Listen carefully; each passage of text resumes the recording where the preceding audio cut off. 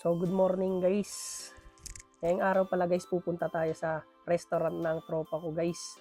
Actually guys kasama ko tong hapon na to sa trabaho. Tapos linggo sabado day off namin. So minsan pag wala akong ginagawa or wala akong pupuntahan, tumutulong ako sa kanya guys. Tapos binibigyan niya ako guys ng pera or di kaya mga pagkain, mga pangyosi.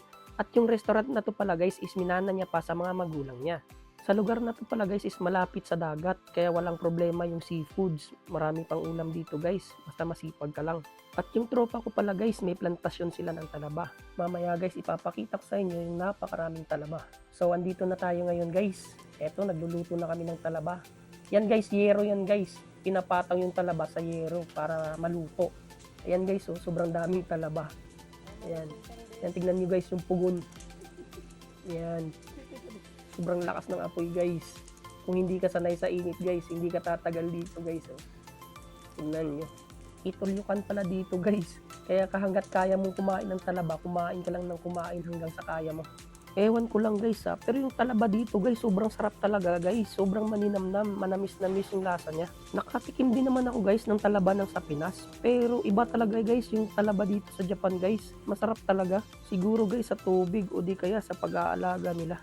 O, iba yung talaba na iniisip nyo guys ha. Literal talaga guys na talaba. Tignan nyo naman guys so kung gaano kalaki yung mga talaba na to guys. Ayan o. Halos magkasinlaki lang yan guys ng mga palad ko guys. At ganun siya kalaki. Meron din dito guys malalaking oyster guys. Tignan nyo guys o. Ang lalaki.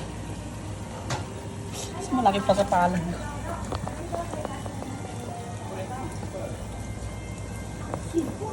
Oh, isang piraso nito. Busog ka na. Ang laki.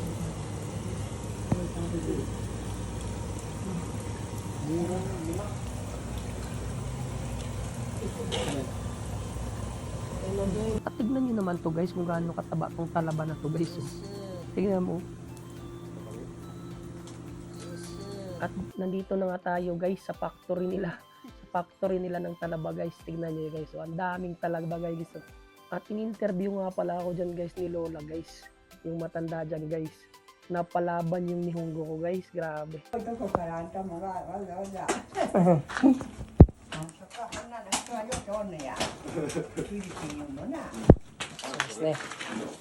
Ipay. Kaki.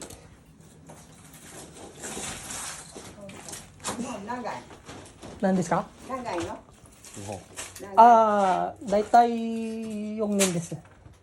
4年。やってると思う。日本で。 4年。 4年。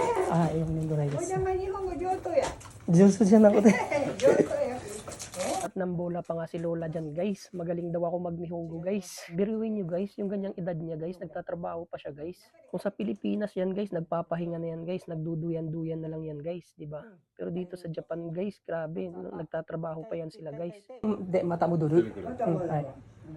4年もんだ。そうしたい。全然大丈夫です。できる。何しとんの？今はフィリピンの仕事も大変だから、大変。うん。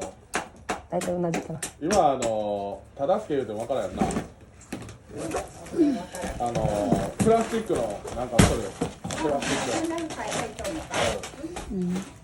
こちらの中やね。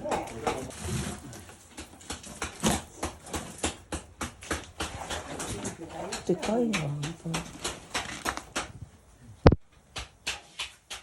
日本いいですか？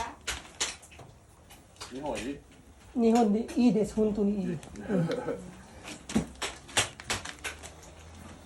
ィリピンにもこんなばあちゃんおる？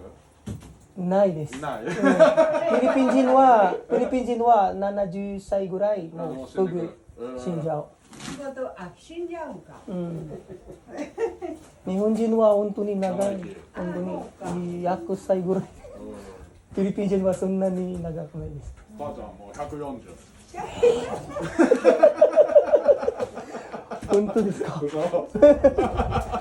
だけど本当に日本人は。So yun lang guys. Huwag nyo na din kalimutang i-follow and i-share yung video ko guys. Maraming salamat.